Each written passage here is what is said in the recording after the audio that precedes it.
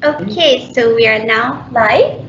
So everybody, welcome to the first series of the ADEC webinar in August 2020. I trust everyone is done and settled with all of our marking and board lists and all that. So hopefully we can now start focusing on the upcoming semester in October, as well as on our other works like research and publication.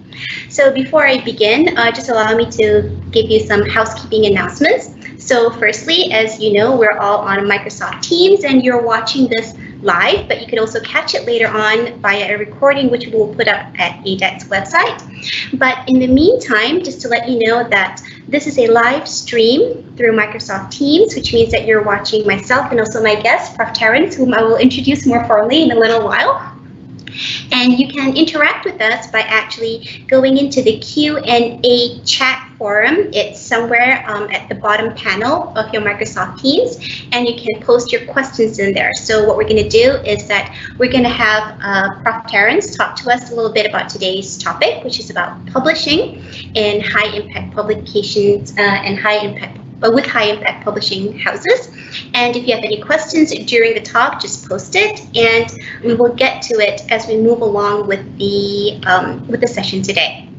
So I guess we should start now.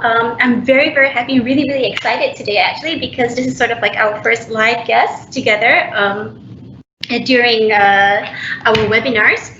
And today we're going to be talking about publishing with high impact publishers and publishing both globally and also for a local audience. And we have with us today Prof. Edmund Terrence Gomez, Dean of Faculty of Economics and Administration, and also someone who is very, very much well known in, I guess, the publishing circles, who publishes a lot about Malaysian regulations and policies. But Prof does not only publish, for the international market, as we all need to for our scholarly standing, but Prof. Terrence also does so for the Malaysian market to create social impact for our own communities and societies. So we'll be talking about that and talking about how we can do both things, creating social impact for Malaysia, as well as creating a name and improving our own visibility in the scholarly field internationally. So without further ado, Prof, thank you so much for coming all the way to ADEC. And yes, if you could tell us about how we can publish and sort of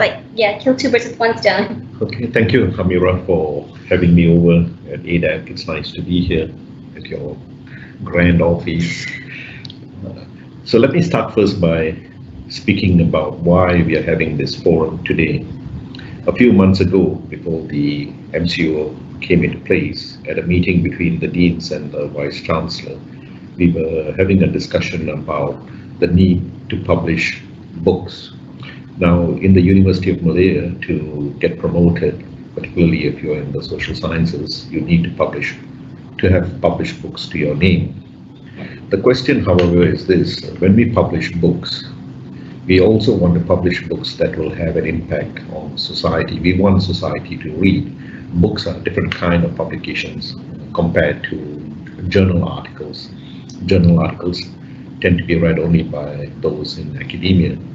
Books, however, reach a completely different audience. We reach out to the general public. We can also reach out to an international audience when we publish books with a good publisher, international publisher. Having said that, while we academics are expected to publish well with reputable publishing houses, and these reputable publishing houses unfortunately are all located abroad, and the books are expensive, the fact of the matter is we also want to let Malaysians read our work. Our work, more often than not, was done on Malaysia, about Malaysians, and about problems in our society. And having spent 3, 4, 5 years on these studies, and having finally published it, we would like Malaysians to read about our research findings, about a particular issue that we had been analyzing over the past few years. In other words, we want to have some social impact, to precipitate some debates. The book will generate thought, discussions about what we have done. However, what that means is, if we want those books to be read, and if they're published abroad and they're extremely expensive and they don't have much of a circulation in this country, we can't have a social impact. So a big debate started. How do we publish books which are of international repute, but at the same time be able to distribute them locally at an affordable rate? It's quite difficult to do that. But the purpose of today's talk is to show you that it can be done. And now things are changing in terms of how we publish books, both locally as well as internationally. So here, let me get into this. What have we done now, fulfilling these goals? How do we publish both internationally as well as locally? There was a time when international publishers were very reluctant to co-publish with domestic publishers, but there's been a changing trend in that direction. And I'd like to give you one example of how this is done. Here I'm going to talk about two. There are a lot of international publishers in the market. Not everyone is doing it, but I'd like to talk about two who have started this trend of publishing books internationally as well as domestically. This is the first book I would like to show you. This book, the title of this book is Minister of Finance Incorporated. On your right, you will see the international publication, which is published in London, and it's £80. And on my left, you will see the local publication, which was co-published by Palgrave Macmillan, a major international publishing house, with a local publisher, Strategic Information and Research Tool, SIRT. SIRT is also known as Gerak Budaya. So here what you can see on the back page, which Amira is showing you, is that SIRT has published with Palgrave. The institution Ideas is also listed because they funded the publication. Now the important point about this book is this. We felt this book, when it came out, Minister of Finance Incorporated, dealt with a major issue, the emergence of government-linked companies in this country, which are key players in the economy. But this book was also important because at the time when it was published, 2017-2018, at that time, the key issue in the country was the 1MDB scandal. And we knew that many people would want to read this book. This was the first book ever published about government-linked companies in Malaysia. Now, if we published this abroad with a reputable publisher like Palgrave, which we wanted to do because we have to publish internationally to indicate also that we have gone through the rigor of a proper assessment. It has been reviewed by other peers, and it has been given the due recognition that it is a scholarly publication. So we wanted Palgrave to publish it. But at the same time, from experience, we knew that there was no way this book would be read in Malaysia if the book, when it came out by Palgrave, was sold in Malaysia. This book, as I said, is £80. £80. If you convert that into Malaysian ringgit, it's about 500 ringgit at that time. 500 ringgit. Who could afford to buy it? Which is why we went into this joint agreement with Palgrave and SRD. Now, the reason why they were willing to do this joint publication was because even Palgrave knew that this was a book which would have a good market locally. And they knew that this book would not sell at the price that they were publishing it. Even if Palgrave came up with a paperback edition, they probably would have had a problem of pricing it well. This book was sold for 45 ringgit compared to the £80 in England. This book was, however, only sold at this price in Malaysia and Singapore. That was one of the things we had to negotiate, because Palgrave would then capture control of the market for the rest of the world. And Palgrave was only interested for this book to reach the library markets. So here's the difference. I'm explaining to you how when we do this kind of publishing, it's not so simple. You have to do a certain amount of negotiation. So this book can only be found in Malaysia and Singapore. They are not allowed to sell it outside of Malaysia and Singapore. This book, because of the price and because it was topical, became a national bestseller. It was on the Malaysian top 10 list for 8 months. And this was because, as I said, it received much publicity. It was reviewed in the newspapers, When people went to the bookshops, they could see it stacked up. It had that kind of visibility, it drew attention, and we were also running into a general election, so there was keen interest in publishing and reading this book. At that time, as I said, the big scandal was 1MDB, and this book, although it did not deal with 1MDB per se, it dealt with a system called the GLCs, the government-linked companies, of which 1MDB is one of them. Now, the point here about this is that this book was well read. It had an impact. It was used during the general election. It was discussed during the general election. There were people who were asking questions about this GLC system. It was even mentioned in the manifesto of the opposition party about reform of this GLC system that we had spoken about. And this is what we mean by social impact. After all, we knew what we were doing when we started this project. We knew that this book, if we did it well, would have an impact on national politics and the Malaysian economy.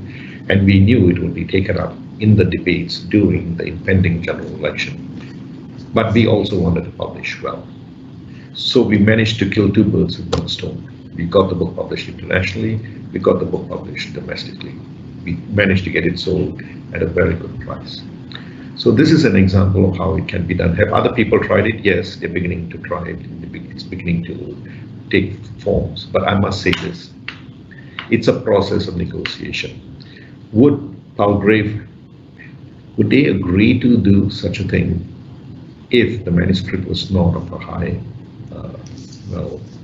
demand, that's the word? Would there be a general interest in this book, not just in Malaysia, but also abroad? Yes, this book, as I said, is a rare book in the sense it's about state-owned enterprises or government-linked companies, as they're called here. So they knew there would be a demand for it, and that's why they too were keen. They also knew, because there are many publishers abroad, we can go to other publishers too. So the point I'm trying to make here is this: if you want this to work, you must first make sure you have a good manuscript. If you do good scholarly work and you come out with a manuscript of very high value, which people would want to read, which can have social impact, then you should pursue this route. You should pursue this route of talking to a major publisher and talking about how they can publish it both domestically as well as internationally. I want to show you another example. This is Palgrave Macmillan. I want to show you of another example of another publisher who did the same thing but in a different way. In the run-up to the last general election, we were preparing a book, and I spoke to another publisher, Routledge of London too. And I told them we are coming out with an edited volume. Unlike the first book, which was an authored volume, this is an edited volume. And I said, this is going to be an interesting general election. Something interesting may happen. It may not, but would you like to consider publishing an edited volume where it will be published both domestically as well as internationally? And I told them of the example of Minister of Finance Incorporated. And they had seen that this book did sell well because it was sold at an affordable price here, but it sold at a very expensive price in England, internationally. And so, during the general election, after it was done, we came out with this book. This book, Amira will hold it up for me. Thank you, Amira. This book, the title of this book is Malaysia's 14th General Election, and it's about the fall of UMNO. Fortunately for us, this book turned out to be was an important book because we saw the fall for the first time in Malaysian history of the Barisan Nasional and of UMNO. However, Routledge, recognizing that this book would have demand here, was not keen to publish with a domestic publisher, but they were willing to talk to us about a similar practice. This book is the paperback edition, and it's sold for about 70 ringgit in Malaysia. It is sold for about 80 pounds, the hardback version, in London or in the international market. This book is sold at this price only for the Malaysian and Singapore market. You can only get the paperback edition here. And this book also has been selling well, mainly because, again, it's tropical. But note the difference. There's only one publisher, Routledge. You can also take this route. I like this route too. But there are other problems. If you go with this route, this book had great distribution because we had a local publisher who was also a good distributor. It distributed very well. This book, to my mind, the distribution was not as good. So again, when you choose, you must think about these things. When you co-publish, will the book have the distribution, the visibility that you would like it to have? Unless there's visibility because of very good distribution around the country and even within the cities, will this book have the kind of visibility which will then allow you to have the readership that you're hoping to get? That's very important. So this book is another example of how you can publish locally as well as internationally. This book is published, however, only by one publisher, and that is only Routledge. So as you can see here, there are two mechanisms we can use to publish a book, a manuscript produced here, both domestically as well as internationally. Both books have some international demand, but both books definitely have much more demand domestically. Both books are published internationally, so for those who are involved in this book, it is good for their academic reputation that they have published in England. But they also have the satisfaction of knowing that their work has been read well domestically. And that's what we're trying to have, that social impact, that wide readership in the country. So I've given you now two examples of books that can be published to make the point to all academics. Do not think that you cannot publish locally and domestically simultaneously. It can be done. I would like to encourage you to do that. I would like you to publish internationally because it is important for your international reputation too. But I would also like you to publish domestically because, as you have pointed out, many of you have said this, we want to have social impact. We want to have the domestic readership. We are writing primarily about for Malaysians. It's a book on Malaysia. Of course, there'll be a wide readership in Malaysia. So there's no reason now not to pursue this. But I'll come back to that later about the negotiation process. It can be a bit more tedious, but as you can see, it is worth the effort. It can be done. I want to move on now to talk about something else, which is also a book form, which is becoming more and more popular. Both Routledge as well as Palgrave Macmillan have come up with a new kind of publication. In Routledge, it is called The Focus. In Palgrave, it's called The Pivot. Now, the focus and the pivot are actually the same thing. What they mean is you're publishing a study which is not an article, but it's also not a book. A pivot or focus is normally about 20,000 to 50,000 words. A book-length study like this would normally be about 60,000 to 100,000 words. So normally books are around that range, 60,000 to 100,000. Sometimes you can come out with a study which is, as I said, in that range of 20,000 to 50,000, and they recognize that they are slim volumes. They are not a book-length study, but they're also not an article. So how do you do it? And now they have come up with this new system or this new publication method, which they call the pivot or the focus. I've just done this for one study, and I'd like to show it to you now. It's going to come out in September. This, unfortunately, all I'm showing you is the jacket. This is the domestic jacket, the Malaysian jacket. This is what the Malaysian jacket would look like. This book is also published by Palgrave and SIRD. This book the price for this book will be about 40 ringgit. Abroad, it will be about 30 to 40 pounds. So as you can see, 30 to 40 pounds as opposed to about 40 Malaysian ringgit. This book is about 50,000 words, or this pivot is about 50,000 words. The topic is very topical. China in Malaysia. Why did I do it this way? When we were preparing this book, we thought we can come up with a proper book-length study looking at China's investment in Malaysia, looking across different sectors. And then I mean construction and property development, the industrial sector, the services sector, the oil and gas sector. We could have looked, we had the data on it to look across many sectors. However, we also knew that this would take us a long time to publish a proper book-length study. So we decided to break that book into 4 books looking at 4 different sectors. This is the first book looking at the industrial sector. So the story we will tell of the industrial sector will be different from the story we will tell, say, in construction and property development. It will be definitely different from the story we will tell about China's investments in the services sector.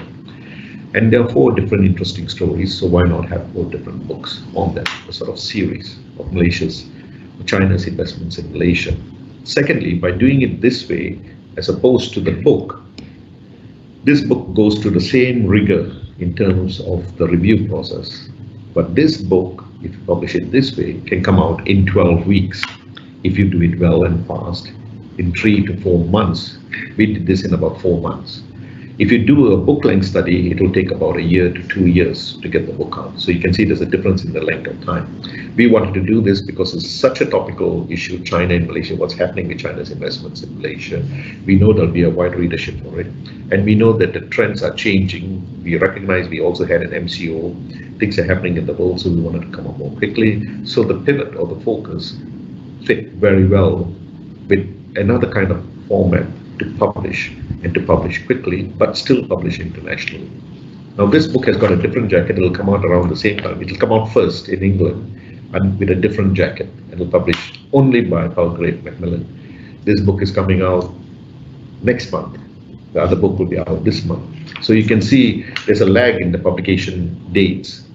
It's also to give the international book some leeway or head run, head start, if you like, for the publication before we bring this out. But having said that, even this book is only available, the Malaysian edition is only available, will be made available only in Malaysia and Singapore at this price. So I've given you now examples of different types of publications that can be produced, both internationally and locally. I've given you also book-length studies. I've given you a smaller, it's not a book as I said, it's not an article, it's a pivot or focus, which is also another way to publish. Now, these are new things also in the publishing world, which you all should be aware of and avail yourself to it. The pivot and the focus have now taken off quite well. This is not the first book under this. There are many books. If you go and Google Pivot Palgrave Macmillan, you will see a whole list of books published under the Pivot series. If you go to Routledge and publish Routledge Focus, you will see a whole range of focus type books in a whole set of different disciplines, history, philosophy, on topics such as feminism, disciplines like economics too, and politics, the whole wide spectrum of disciplines, and books published in these different disciplines, which are actually focus type publications. So this is, as I said, not the first time this is being done, but this is the first time we are co-publishing a focused or pivot type series. In that sense, this is also in many ways a pioneering publication. It can be done, and this is what I'm trying to encourage now. If there are people, academics among you, who would like to publish this in this form, either form as a book or as a pivot, I have no problems. You can come and see me. In fact, I run a series under Routledge called the Malaysian Studies series. In fact, this book is the Malaysian Studies series. Created primarily to target PhD students. PhD students tend to do new work. There's novelty in the PhD, which is why they got the PhD in the first place. You have to produce new pioneering work if you want to get a PhD, and that's what publishers are looking for. But PhD students tend not to publish their dissertations as books. They have a fear, can it be accepted for publication? I can tell you now that's exactly what publishers are looking for, works such as yours. And this is an avenue for you to publish both domestically as well as internationally too. And there are series here there's a series, a Malaysian Studies series you can publish under, but there are a whole gamut of series under both publishers that you can publish under. You can choose that particular series. Amira, I invited her to publish under the Malaysian Studies series, but she chose to publish under one more in her discipline, which is fine. You have the choice. Go ahead, do that. If you publish under the series, you get wider readership by people in that discipline, so be it. That's a good way of thinking too, and I applaud her thinking along those lines too. So you have a choice of which series you want to publish under.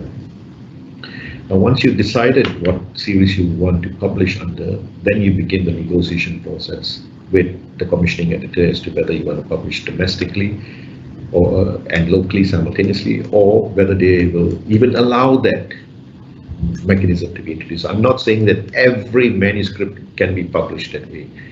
Ultimately, the commissioning editor of the publishing house will decide whether they want to do it or not. They will have their own discussions, and they will let you know whether they're willing to go with that route of publishing both domestically and internationally, or just publishing the international edition. If they feel that the book only has a major library market, it doesn't have a public market, then they may say, no, we will only publish the international edition. We will not publish a domestic edition. But if they feel that there is a wide market for the domestic in Malaysia for domestic type publication, they would be willing to consider it. So it all comes back to the manuscript. It also comes back to the quality of the manuscript, the topic. And if you fit the bill, you should pursue it, especially if you want your book to be read locally. So let me end here. Now you know the types of publications that you can have. You know now there are new avenues to publish both domestically and internationally. So let's have a Q&A now. You can have a discussion about what questions you may have from what I've told you about these publishing methods. Okay, thank you so much, Prof.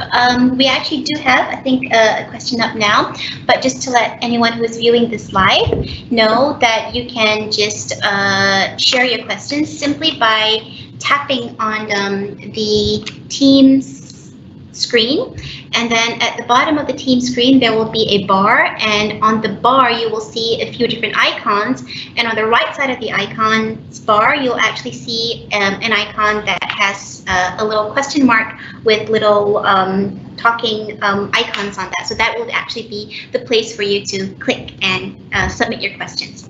So the first question that we do have now is one very important question actually. Prof, can you take us through the steps of publishing a manuscript? I guess, from the very start of sending the proposal and what goes on after that. Yes, it is a stressful thing, and it can take up to 2 years from the time you submit the manuscript to the time you get the hard copy, the book out. So let me take you through that process. Normally, when you inform a publisher that you have a manuscript, they will send you what is known as a book proposal, a document you have to fill out. This book proposal is where you list out very clearly what the book is all about. And they will ask you, apart from the title and the abstract, they'll ask you things about list the contents, what are the main, why do you think this book will sell, what is your main contribution to the literature with this book, and so on and so forth. It depends, however, on the editor that you approach. Sometimes if you send a title and you give an outline of the book and they know immediately this book has got a good market, they may say dispense with the book proposal, send me a manuscript now. So it depends who you approach, and the title, as I said, the topic can make all the difference. But generally, you have to submit a book proposal. They will make you go through the rigmarole of preparing that book proposal. Once that book proposal is done, then the commissioning editor will do an assessment as to whether the book should be published, whether they should offer you a contract, and then they will write to you and tell you, yes, we're interested. As soon as the manuscript is ready, send it over to us immediately. We would like to have the first viewing. And that's when the manuscript is done, you send it to the commissioning editor. He will then look at it. If he likes what he sees, then what he will do is he will appoint 3 reviewers. They will be experts in the field. The book will then be sent to the 3 reviewers, and once the 3 reviewers get back with their reports, it will be sent to you. If the reports are good, they will tell you rework the manuscript based on the reviewers' comments. If the report is not good, then they will reject the manuscript. Let me tell you this, and this is a fact. Publishing with these international publishers is not easy. They get tons of manuscripts.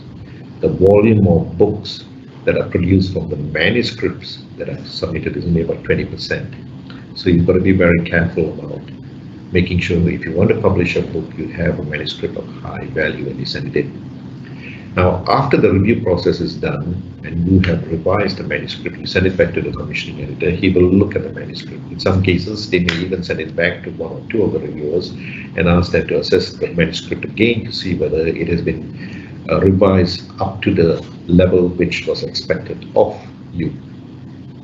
If they say it is okay, then it goes on now to what is known as the editorial board. The editorial board will then meet and they will see the reports by the commissioning editor as well as the reviewers, and then they will make the final decision. At this point, it is normal that the editorial board will agree, unless there's some particular reason why they're not comfortable with the manuscript, they may say no. But in most cases that I've seen, the editorial board tends to agree with what the reviewers say, and the commissioning editor, if he supports it, it goes through. Then it is sent to the copy editor. The copy editor now is someone else. The copy editor will take over the manuscript and he will then form a relationship with you. The copy editor will write to you and say, I'm your copy editor, I'm taking over your manuscript and I'm going to rework this manuscript so that it is ready for publication. And here they will check the language, they will check the presentation style, they will do the copy editing, the layout, and so on and so forth. That can take some time too. There will be a lot of questions they will check to make sure that if you have cited someone, they will like to see the citation. They will ask you to make sure all your citations are up to speed. As I said, this can be quite a tedious process too. Now, once that is done, you will be sent the proofs.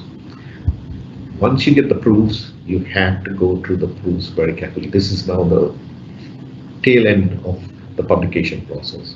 At this point, you can't make many changes. You can just check the proofs to make sure there are any mistakes. If you can spot them, deal with them now. You do have to do a very careful reading of the proofs to make sure it's all done. There are no mistakes, everything has been done properly. Any changes that have been made by the copy editor conform with what you feel is appropriate. If the copy editor has changed certain things which you don't like, you can then have a say here too. You don't like some of these changes. I've had this problem with some copy editors changing some of the things I've written, and it gives a different meaning to what I meant. This is the time if you can catch these things, you change it at that point. But generally at this point, minimal changes will be expected of you. Once the manuscript is done, when we're ready for publishing, we come to the indexing. Now, this is another thing you have to do. When you publish a book, you have to prepare an index. Now, the index can be prepared by the copy editor or it can be prepared by you. If you ask the copy editor to do it, you got to pay him a fee, and the fee will probably be very high. So normally we tend to do the copy editor, the indexing ourselves, and they will show you how to do it. Once the indexing is done, the manuscript is now ready for publication. And then it goes to print, and your book is then, once it is out, you will be sent a copy, but it will already start appearing in major outlets like Amazon. They will start publicizing the book. When you go to the web page of these publishing houses, it will already be there. They will be sending out emails telling everybody this book is coming out. Be prepared for this book. Usually with the other books which are coming out around the same time. So there will be some pre-publicity, and then when the book is out, it hits the market. Once it's out, like I said, it depends. Sometimes you can do it faster in 1 year, sometimes it can take up to 2 years. A lot of it depends on the quality of the manuscript, how well written it is, how much changes are required. Sometimes it may take a bit longer because if you want to have a blurb and you want to have the endorsement of different people, and many editors do like that, please send it to a few people to read the manuscript so that they can endorse it, and they'll give you an endorsement. And the endorsement will be in the blurb. The blurb will be about one line saying how fantastic this book is, for example. It's a fine read. This is pioneering work, those kind of short blurbs endorsed by people of great repute. So you do get, they do encourage you to get these blurbs. And if you do get it, it's all the better for you to have the endorsement of some senior scholars for this book. That may also take a bit of time. But ultimately, we are looking to 1.5 to 2 years. Normally, it's about 2 years with a major publisher to get the book out. You can speed up the process if you can convince the commissioning editor that this book is topical. You have to get it out quickly, otherwise it becomes too dated. Yes, you can negotiate that too, and they may help you if they do agree with you on those things. So there you are. That is the process for publishing a book. It's time consuming. It takes out a lot of effort. It takes a lot of effort. It takes a lot out of you. But when you get the book in your hand, you will realize it's really worth it. All that work has now culminated in a book, which will be out there in the market, it will be out there in the libraries, international libraries. When you travel abroad, when you go to some of the universities, major universities, what a pleasure it is to see a book on the library, in the library of these top universities. It really does lift you. It's also good when you go to the bookshops, in the local stores, local bookshops, and you see a book stacked up and people are buying your books. What a lift it is. It indicates that it was worth the effort. It takes time, but if as scholars are required, academics are required to do it, and if you do it, when it does get read, you will realize that you have made a major contribution. Now, I want to end with this. Don't expect all the reviews to be good. Once the book is out, it's also on your part to try and send it out to the newspapers to get them to review it. It's good to send it to the different journals and inform the different journals to, ask them to get the book reviewed.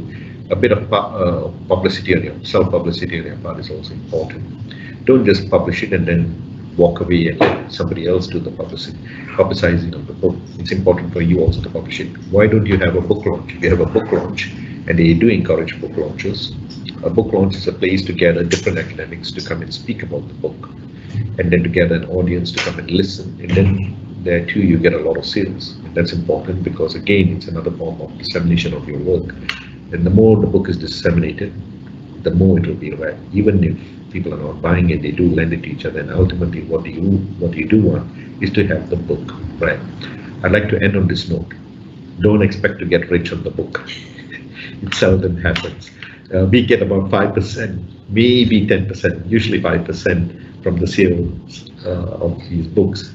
And at the end of the day, when you look at the returns of publishing the book, it's nothing to shout about. But having said that, you're not doing it for the money. You're doing it because this is part of your work as a scholar. Okay, that's a very, very good poignant point actually, Prof. Because I think some of these books, when they're sold internationally, they can come up to 500, 400 ringgit when you factor in the exchange rate. So people might think that you're making money off the book selling it so expensively, right? Yeah. If only they knew how little you get from all this. You don't get much. The royalty, as I said, even at the high price. It also depends on sales volume. You really don't get that much. But like I said, that's not the point here. The point here is that you want visibility for your scholarly work. You want the citations. The citations indicate that people value your work. And that's what you are really looking for. Well, speaking of that, the citations, we have a very pertinent question here. Somebody's actually asking, perhaps we can clarify about this, Prof. How do you know whether a book is Scopus Index or ISI Index? There's some confusion about that. There's a big debate on this. A few years ago, about 10 years ago, when it became important to start publishing, institutions like Thomson Reuters, for example, when they began capturing the citations, they only captured journal publications. Then a debate started that you should also recognize books as a scholarly contribution. How can you deny the fact that books, which are a major scholarly contribution and who are well cited, are not captured by institutions like Thomson Reuters? And then they started doing it. And today, as you can see, they even say it. We do capture citations from books. So the trend is changing. It's picking up. I remember a few years after I brought this up at Thomson Reuters at a big debate that we had when they came to the University of Malaya, they said they're going to do it. And about 2 years later, they then said, we are beginning to capture books. We recognize this is an important point, but they went back only 5 years. So it takes time to capture all the citations. So that process is beginning to build up. But it depends also who are you going to capture the citations. If you go to Publish or Perish, for example, they capture all your books quite well. So it depends which search engine you're using to capture the citations. I prefer Publish or Perish. Publish or Perish captures your books. It captures also chapters in books. It captures even opinion pieces that you write. And then you can also check and weed out those which are not your publications to get a true reflection of your citations. Now, I'm saying this also because we as academics are also required to have social impact. We are required to have opinion pieces published in the newspapers, and they too get cited. You have articles which you have published, which in the mainstream media, which get cited too. And you would, is that an important contribution? Yes, it's a very important contribution, because here you're playing the role of a public intellectual. You're writing for a different medium now, through a different medium, through the newspapers. And some of these articles, as I said, can have an impact and even generate citations. So publish or perish, in fact, I like this the best because, as you can see it up here on the screen, if you take one example, it captures your books, it captures your journal articles. It doesn't matter whether it's Scopus Index or ISI Index, or even if it's a locally published journal, it does capture it if it's cited. It also captures opinion pieces or newspaper articles of a different sort that you've written, a lengthy article in a newspaper also, if it's accepted, or a magazine if it's published, they too get cited. And that captures the whole spectrum of your contribution. Citations capture the different way where you have published, they capture every one of them. And that's what we are heading for.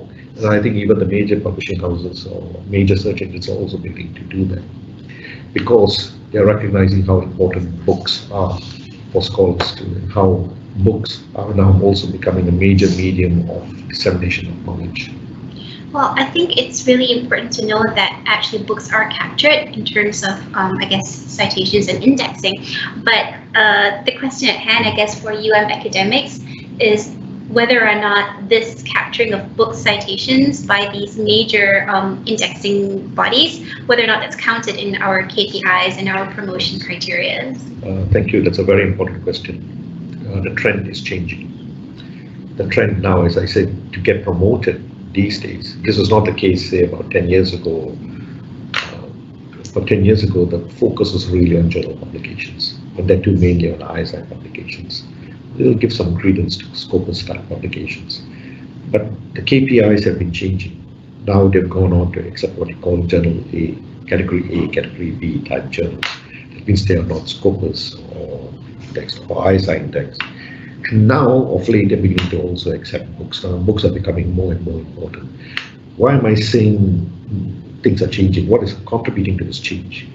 A debate has now emerged about what is the meaning of the university, what is the role of the academic. The meaning of the university is this. The university is a place where you gather people of high intellect to debate real problems in the world.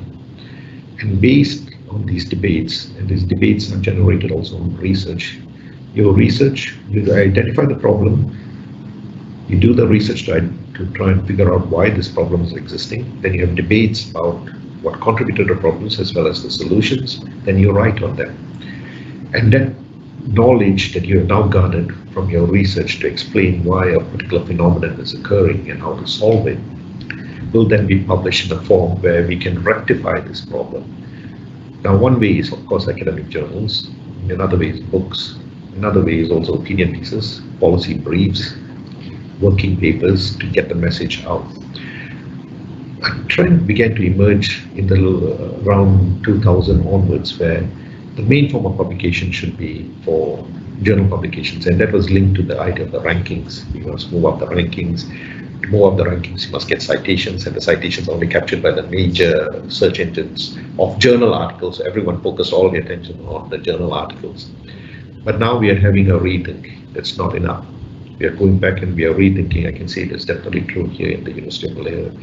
We are having a rethink about this thing, and we're beginning to realize, look, we have to give due credence to books, even chapters in books.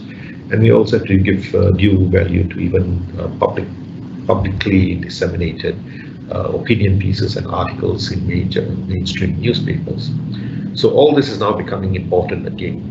KPIs are beginning to change again. And if you look at the recent KPIs and even the recent criteria for promotion, all this is now being accepted. And that's a good thing. We're going back to recognizing what is quality work and giving due recognition to them, including books. What about non-English books, Prof? would international publishers be willing to sort of like publish internationally, which can help, sort of like our reputation, international reputation, but publishing it in a local language so that the readership within our local community can actually gain Yes. from that. That's an important point because you do want to publish in your national language, and I do encourage that too. It's a different audience too, and the national language is also equally important. And we should publish in the national language because also it reaches a different audience too.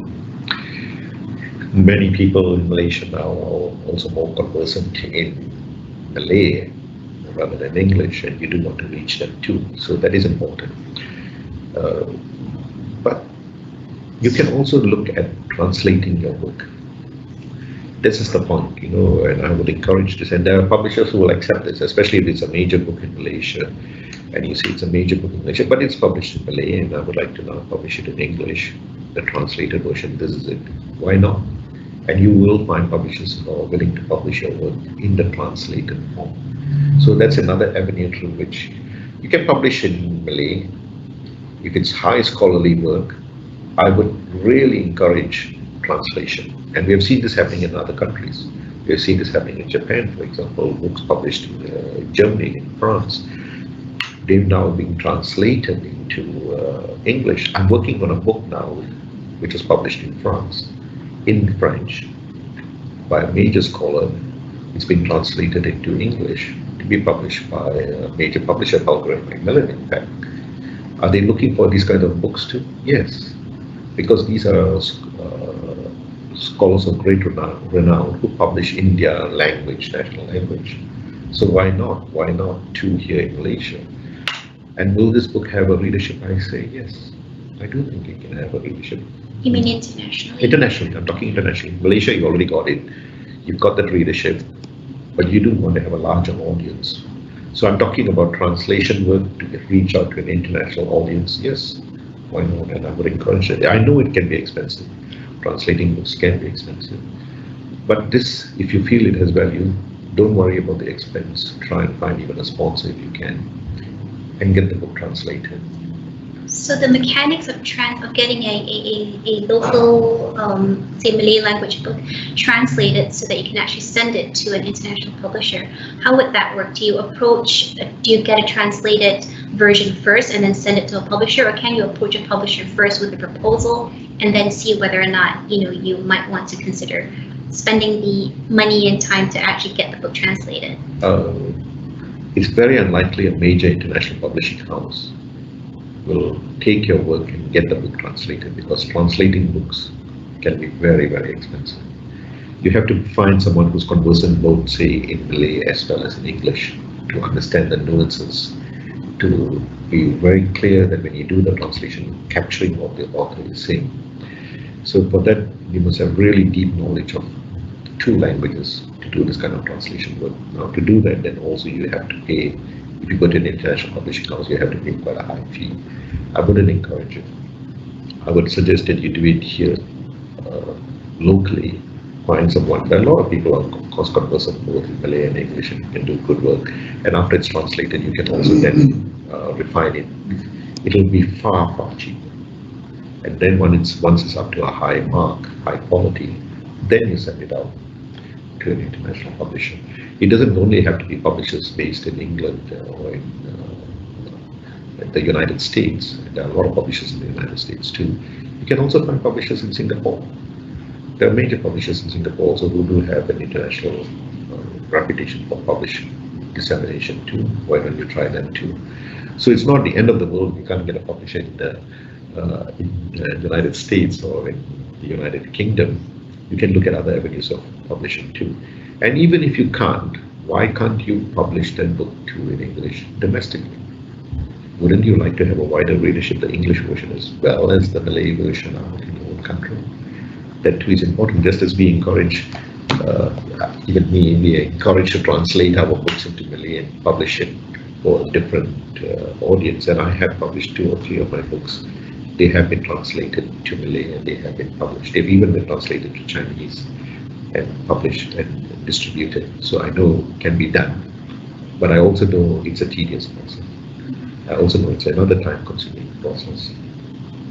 Ultimately, and this is the fact, it all depends on whether the publisher feels there's a market for your book. If the publisher feels there's a market for your book, of course there will be an enthusiasm from the publisher's side too to get this out. It comes back to that. So it all comes back to the content. What is the book about? Does it have a market? Will it have an appeal? And I guess in the proposal, you probably, as an author, would need to really highlight what the appeal would be That's in the right, audience. Very good point. That is the point of the book proposal. Many people do not take the book proposal seriously now. The book proposal is where you have to really sell the book. Don't hold back. If you're going to be reticent about publicizing your own goods quality work, I'm sorry, it's not going to get you anywhere. If you don't do it, who is going to do it? This is your book. Only you know what it's all about. You know its value. You spent 4 years, 5 years working on it. You know the contribution it's making to the literature. So sell it that way. Convince the commissioning editor that there's value in this book. He will be able to see it too. But the book proposal is not just for him, it's also for the editorial board to also see. He won't be able to explain the book the way in which you can explain the book after what's your book, and that's where the book proposal comes in. So that's the process. If you want to go through an international publishing house, that's the process you have to go through to convince a few people that book can sell. And if you can, then you'll get the buy-in from them. So I guess in addition to finding the niche in the book, you also kind of have to find the niche within the publishers, whether or not it's something that they would be. That's a good point. You see, some publishers tend to be more focused on certain areas. Some are really just into the humanities. Some are humanities and social sciences. Some may even have sciences too. So if you find a particular publishing house which is really into, just say, the social sciences, and if you have something more in the humanities, they may not be too keen on it, and vice versa. In some book publishers just focus on history, for example, and they've got a reputation for publishing in that particular discipline. And if you come and say something on political economy or economics, you may not get the buy-in. So you must know who you're going to. There are lots of publishers. I only mentioned 2, but there are lots of publishers out there. If you want to really publish well, really make a name for yourself, the main publishers I would say would be Duke University Press in the United States. If you're in the social sciences, if you publish with Duke University Press, you've really made a name for yourself. Duke University Press. Yes, okay. It's a major publishing house when it comes to books in the social sciences. A major publishing house is Cambridge University Press. If you publish with Cambridge University Press, you can say you have arrived, you have made it. You've got a book. And it's not easy to publish with Cambridge University Press. The review process for Duke and for CUP, Cambridge University Press, is quite tedious, more tedious than even others.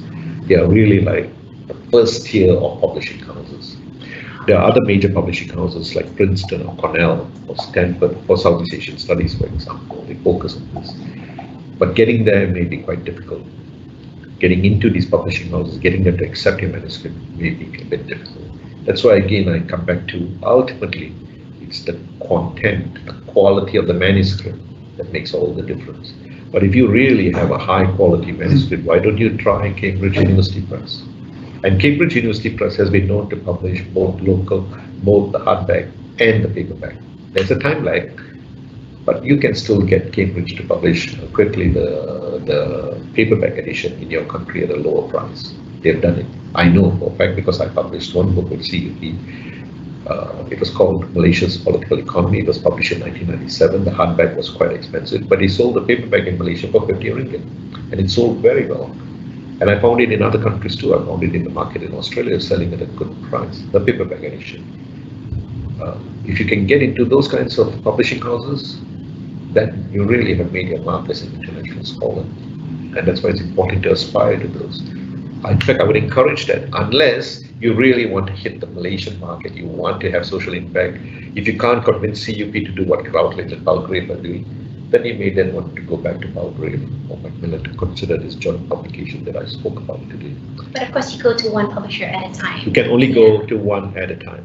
You cannot approach 2 or 3 publishers at the same time if they find out they are not going to be happy.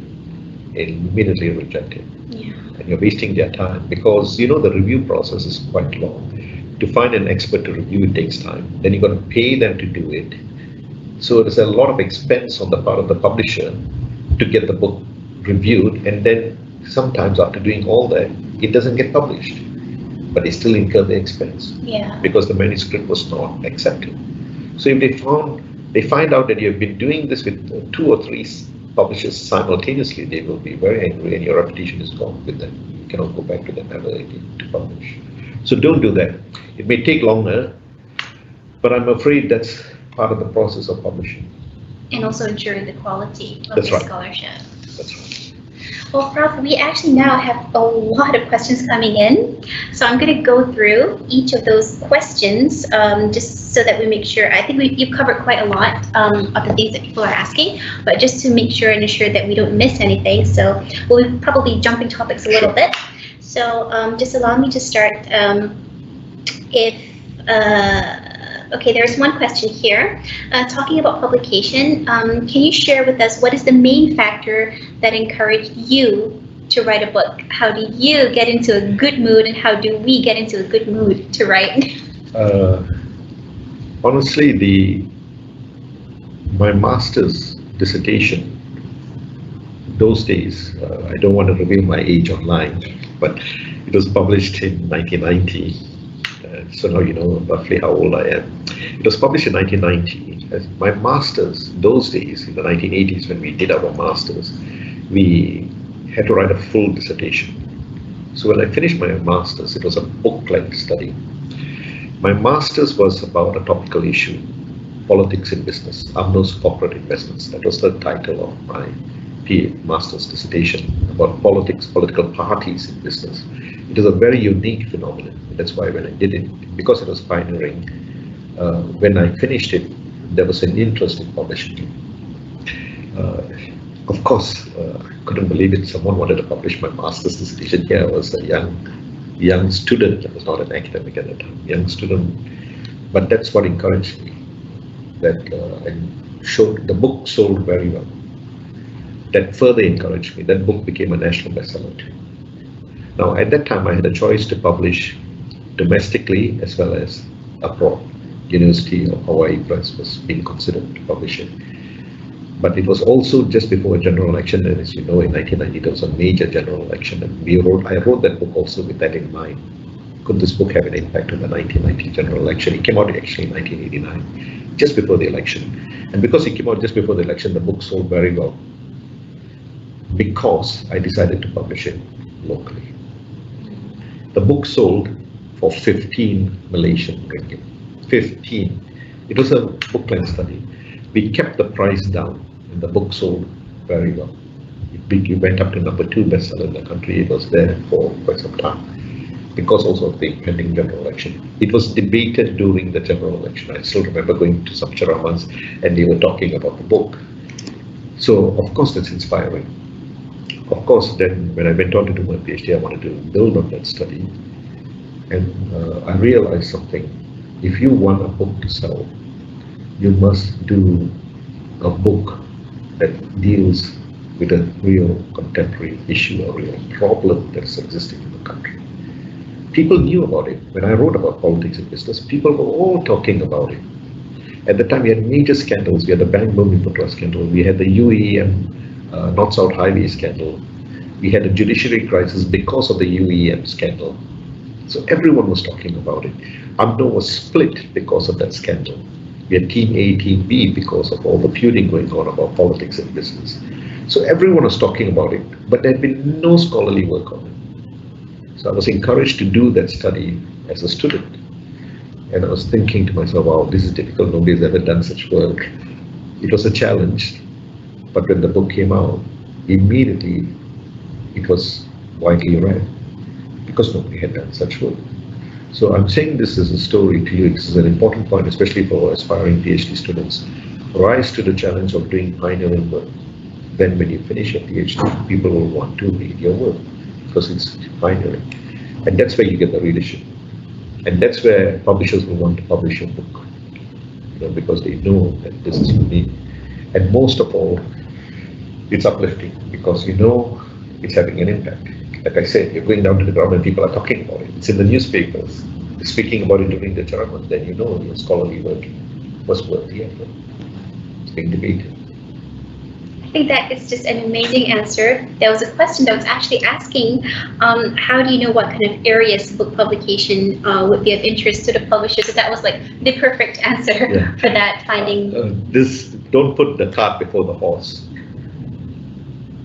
I would like you to start with the problem. You are a scholar. You shouldn't think about the end product yet. You should think about the problem. And you should think about your role as a scholar. You recognize the problem, you want to do research in that area, this is a topical issue, you want to get insights into what is happening, then you start with that. This book, let me just show you this book again, China in Malaysia. Nobody has done a study of this sort, of China's involvement in an economy in Southeast Asia. Book study, or a real thoughtful study based on empirical data. I do think there will be a wide demand for this book. But we never thought about it at the beginning. We just wanted to study China and Malaysia because everyone is talking about China in the world. China is becoming a major economic force. We knew study needed to be done in it, and then we just started the study. Then when we collected the data, then we started thinking, how do we disseminate? And that's why, as I said here, we've got to talk a full book-length study, one book, or we can divide it into a pivot into 4 books. But all that came after the research was done, after we had done the analysis, after we had done the groundwork, after thinking and debating about this issue. This book took about 4 years to make. We started it much earlier. It started off with a group of students working with me, and then I gathered a few academics to help me analyze the data. We were not thinking book-length study when we published it. We were thinking this is an important phenomenon we have to study. It's it's having a major impact on the country. It's having a major impact on the economy, and we don't know what the impact is. We know it's having an impact, but we just don't know how. And that's why we went into the study. So the book, the form, comes later. We can also publish a series of journal articles, which we did. We published 2 or 3 journal articles on this. But we also could have written opinion pieces on this. There are many forms. The book is just one form.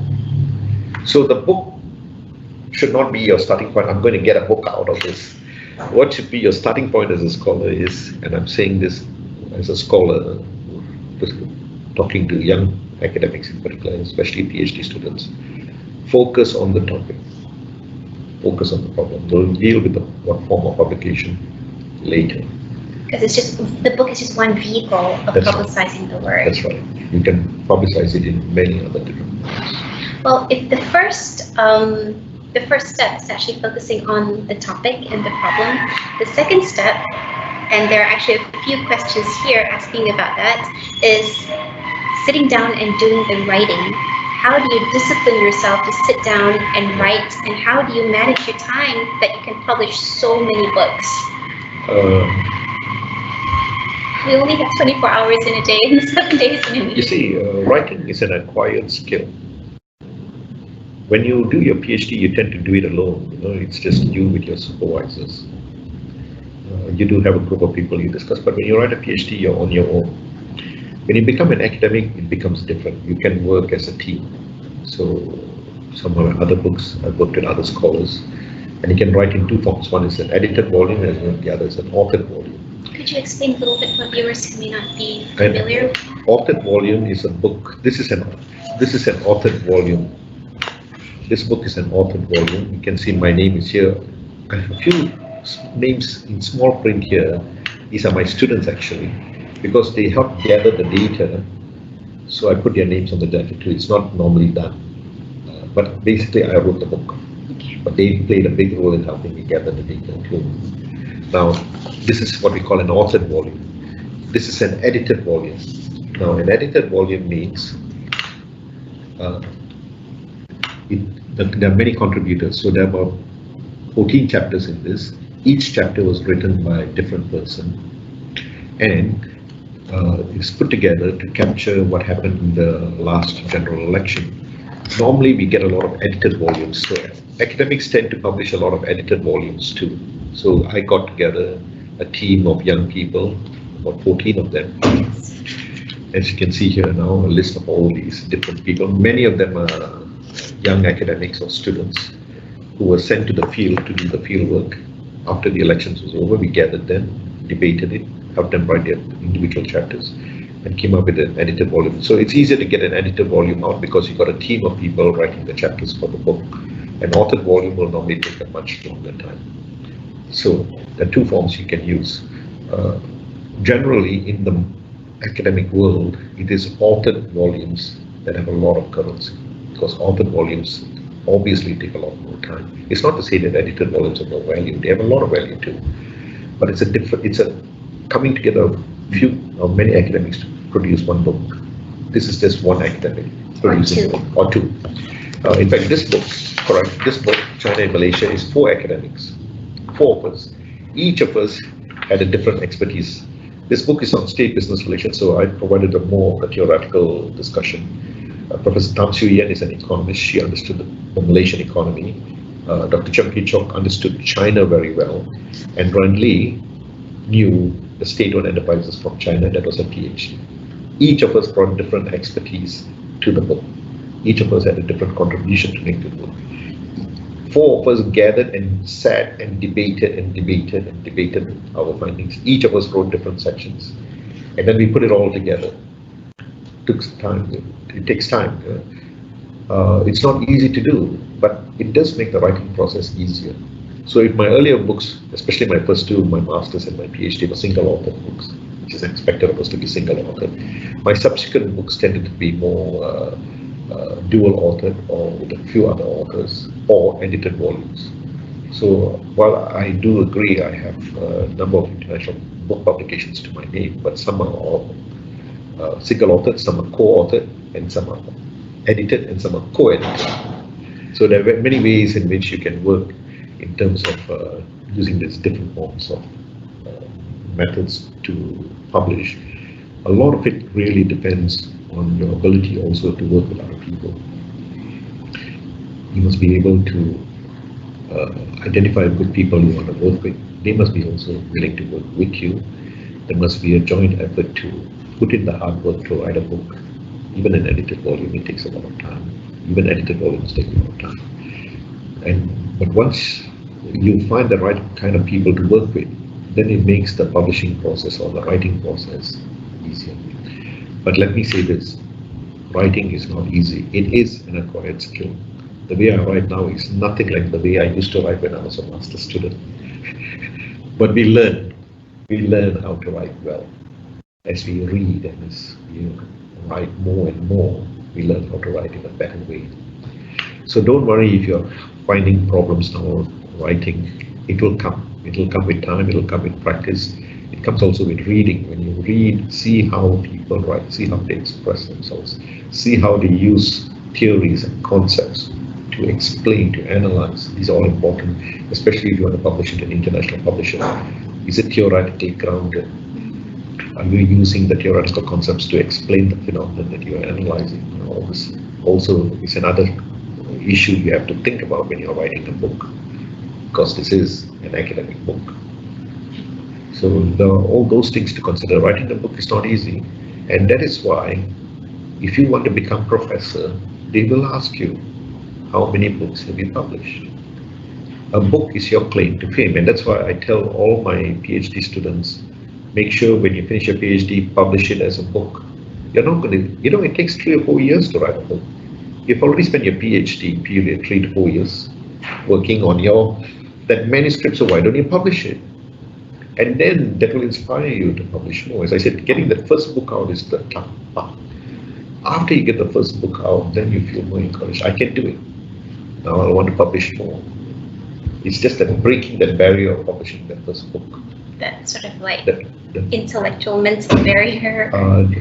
Can I do it? Can I do it? Even I thought, can I do it? But I knew when people told me, why not? This can be made into a book. Consider it. Even as I was writing this, you can make it into a book. But ultimately, I just wanted to finish the thesis. Once it was done, okay, now we go on to the next stage. So for PhD students, especially, think about it those lines. Just think about writing a good PhD. A book publisher will not publish a PhD as it is. They will ask you to change it so that it reads like a book, not like a thesis. That's another thing. Another round of rewriting will you have to go into that too. So it's tedious, but as I said, if you want to be an academic, this is something you have to do. It's becoming more and more important. In the old days, when you got promoted to professor, it was based on the books that you published. They will ask you, what are your books that you published? What impact did your book have? Did it have an impact? Or did you just publish a run-of-the-mill type book? But this would be more for the social sciences and the humanities. This is definitely, I'm speaking here primarily for the social sciences and the sciences. It's not to say the sciences, there are no books in the sciences. They do have it, and they do encourage to publish. But it is a different market. Those kinds of books won't have the market that we have. Yeah. These kinds of books, like the ones I showed you, Minister of Finance incorporated on Malaysia's last general election, or China in Malaysia, there is a market. There will be a readership out there. The other books that we are talking about by the scientists will have a market, but it will be more the library market, the university market. That's where they target. Ours has also a public market. It's not to say some of the science books you don't find it in the bookshops. You go to the top bookshops like Kinokuniya, you will find science-based books too. They have a market for it too. But if you're writing for a different target audience, when you write in that form, if you're a scientist and you do publish books, I'll take my hats off to you. That's great. How many scientists do we know of publishing books internationally? There are not many that I know of here in Malaysia. So even the scientists out there, if you're sitting here listening to this, consider this too. Why not? I guess it's another step. It's sort of like moving. Scientists tend to publish moving journals. Yeah. Amira is right. Taking it to the next level. Now here, I'd like to build on Amira's point. Scientists, as well as social scientists, even I would say even those in the humanities, publish a lot of articles. Publishers do encourage you to take your articles and put it together as a book. Bring it together. If there's a common theme running through these articles, why don't you bring them together and convert them into a book? And there are publishers who will accept it as long as you acknowledge in your preface, you acknowledge that these were first published, these different chapters were first published as journal articles. They don't mind. If the journals agree for you to publish it now in a book form, as a compilation of articles, if they don't mind, there's nothing to stop you from doing it. And they won't mind, because the journal is already published it. They had first bite of the cherry, they got it. If you want to now go and publish in this form and this publisher is willing to do it, why not? And it's just a matter of sort of like writing into the journal editor and saying that you're requesting permission to publish this article now in a book form. That's right. Yeah. There's actually a question also in here that's kind of related to that.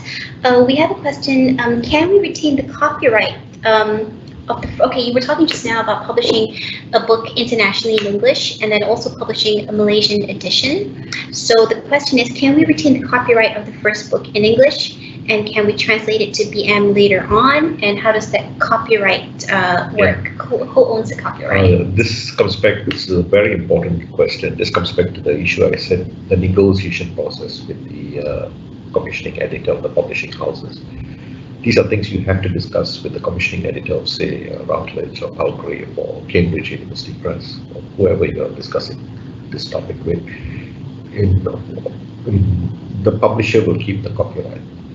The publisher will then discuss with the local publisher, and they will have a different agreement there too. So you sign one agreement with, say, Palgrave, where with regards to your royalties and copyright, it's all there in that agreement. That's for the hardback version. For the local version, where there's a joint publication, then you go into the process where the two publishing houses have to meet, and they will debate the agreement, and they will have their own set of agreements, and they will also decide on the copyright. The copyright will normally still be with Palgrave, although they are allowing the local publishing house to co-publish the book. You will not have the copyright because they have taken over all the work to get this book out. They've taken over all the expense, and yet that's why they're paying you a royalty for it. Now, having said that, if you wish to do a translation of the book, you can. But again, this is something you've got to negotiate with them. They will have the first right to decide whether they want to publish it too. They may also say, well, I'd like to see, but it seldom happens. I haven't seen this happening yet in this form. It'll be fine if it does happen. But normally they will let you run with the translation yourself. Why do I say that? Because, as I said earlier, translating a book is not easy. But they will be careful. I have to be clear here. They will be careful. This book was originally published by us. If you do a translation, they will want to make sure the quality is up to speed too. Because it was, you must state, it was originally published in English by this publisher. So there are a lot of things to negotiate here if you want to do it this way. It's not something I can speak to because I have no authority to speak on behalf of any of these publishers, and I have never done this before, and I don't know how they will deal with this.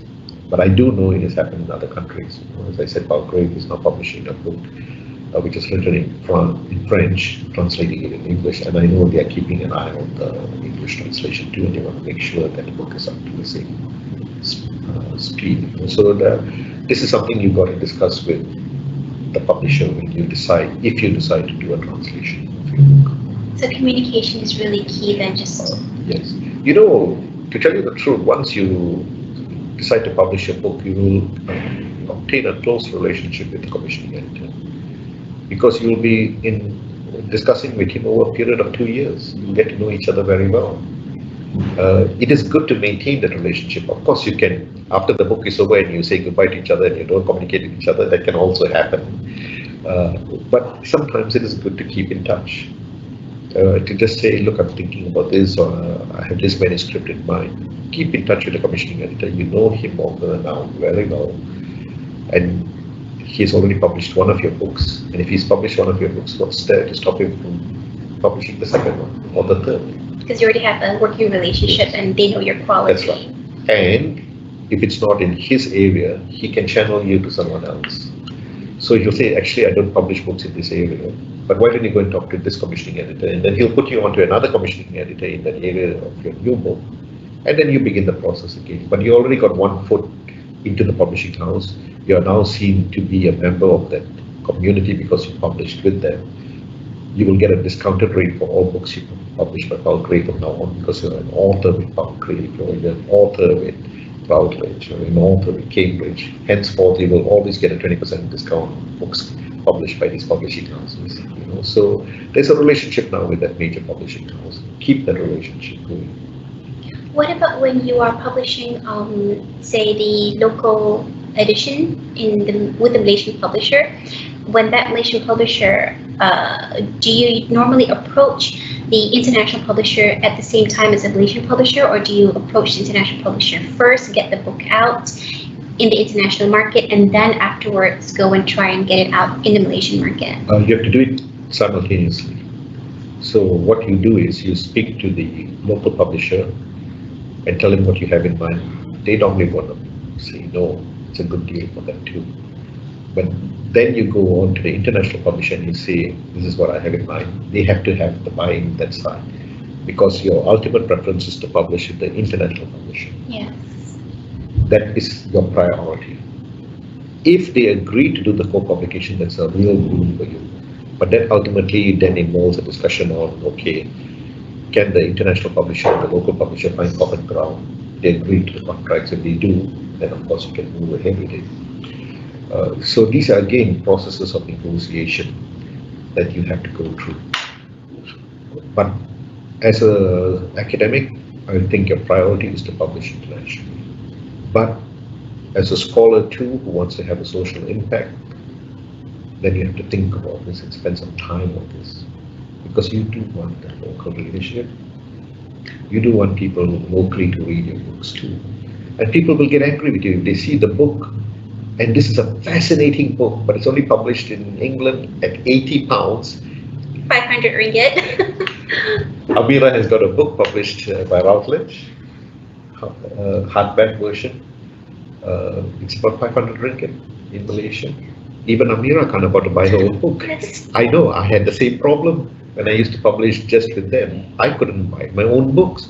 And people used to be very angry with me. They said, this is a good book, but I can't afford it. Can you get us a local edition? That's when, we realized we have to change the way we publish. And that's how all this started, to publish in these different forms. Because I felt bad. I wanted Malaysians to read my book. It's about them too. But I couldn't find a way to get the book down to them at an affordable rate. Now these new mechanisms are arising, which allows us to do it.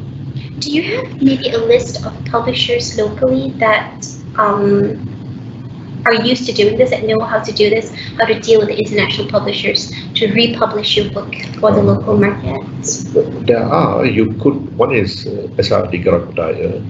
You could SRD Garakudaya. Garakudaya. If you Google them, they'll come up. You could try Marshall Cavendish. They would also be probably willing to consider this. You could try MPH, but MPH may be a bit more difficult. And I personally haven't worked with MPH, but they are a major publishing house too. It's also the problem of getting in touch with these people and talking to them about these things. Now, the pioneer in this is Karakudaya, SRD. They are the pioneer. That would be the book that you're publishing? In fact, Okay. all my books, I've just dealt with SRD Karakudaya because I know they have a very good distribution market. The ability to publicize your books are very, very good. And SRD stands for? Strategic Information and Research Development Center. Okay. That's Strategic SRD. Information and Research Development Center. I prefer to just put Karakudaya. Garakudaya. They're the same. The two publishing houses who operate simultaneously. Karakudaya is more for non-academic work.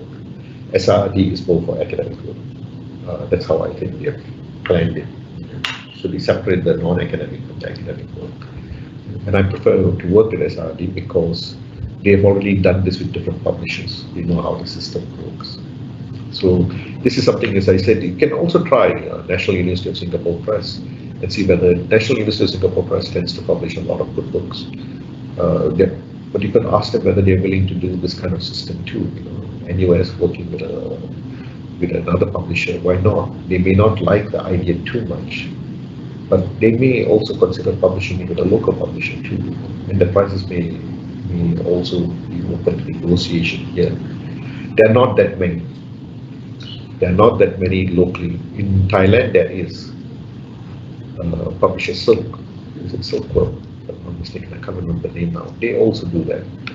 And why am I saying Thailand? Why not? Because Thailand can also distribute here in Malaysia too. You don't get that many, but you get a different market. It depends on your book. If your book is not on Malaysia, let's say your book is on Southeast Asia, why not? Why not go to a Thai publisher who can also have this kind of mechanisms too in place? So it comes back to the topic. My books are more related to Malaysia, so I stick to a Malaysian publisher. But if I'm writing a book on Southeast Asia, I may want to consider some other publisher of similar repute, if not greater repute, in other countries in Southeast Asia. In addition to your international That's publishers, right. so that they can publish it for like a regional market and keep the price down. That's right. Silkworm is one you can consider also if you want to. If you have a book which is more, as I said, in the Southeast Asian market, there may be similar publishers in Singapore. If you do your search, you could probably find Singaporean publishers who are also willing to consider this.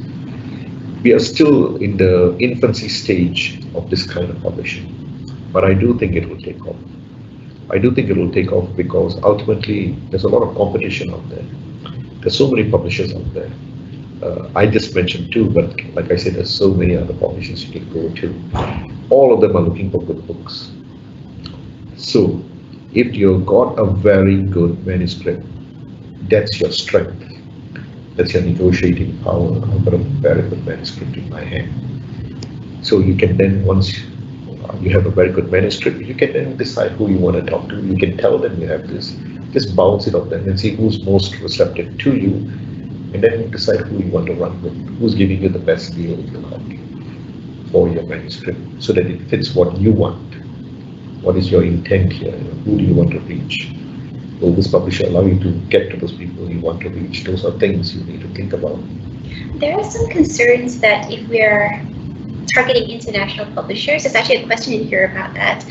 Is there a bit of bias or discrimination because we are actually coming from a non-English speaking country, we're coming from a non-Western country? Is it more difficult for Malaysian authors to publish in an international publisher?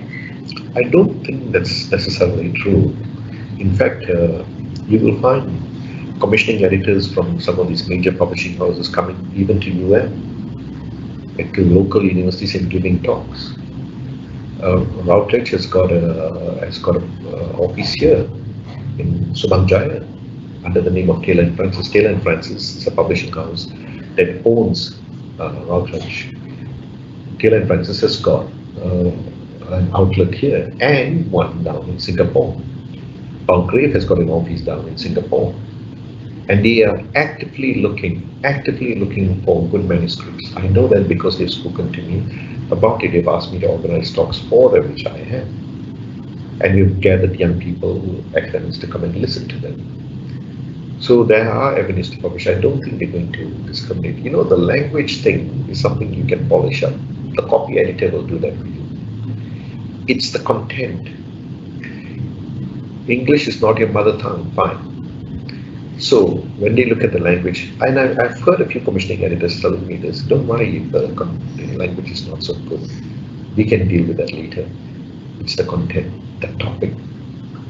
And I keep coming back to that, the topic. Of course, if you send a rather clean manuscript, that means well-written manuscript to a publisher, it helps you a lot.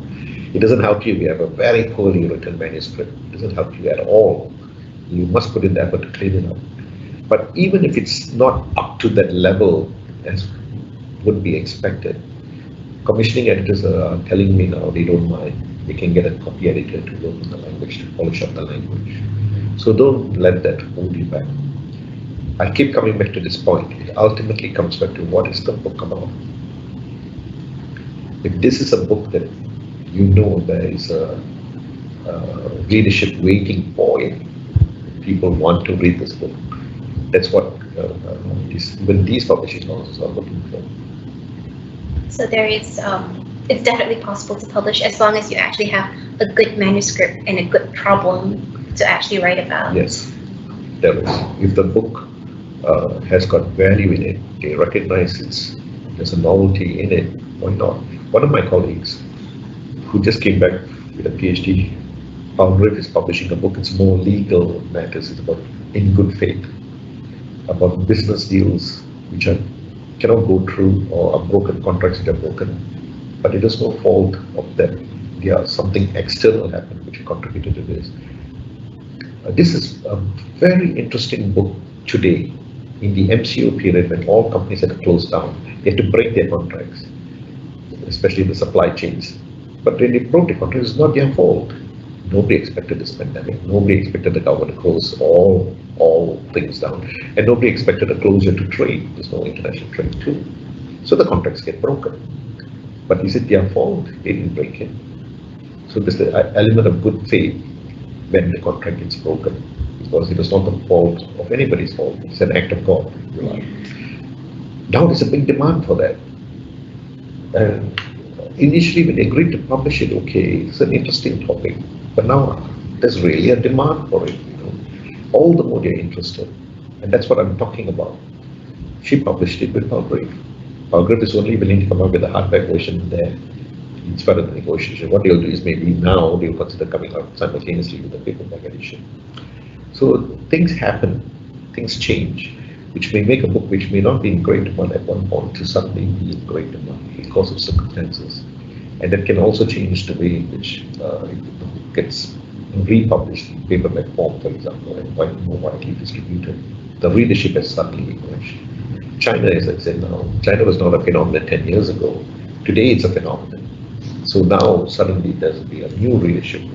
It's for you to look at the trends too, and to understand the trends that are happening, and to see whether these trends work in your favor when you go into the negotiation process for your particular volume. In some cases, you may not have much to negotiate with, but they're willing to publish it still because they know there's a library market for it. It's an academic book. It'll have an academic market for it.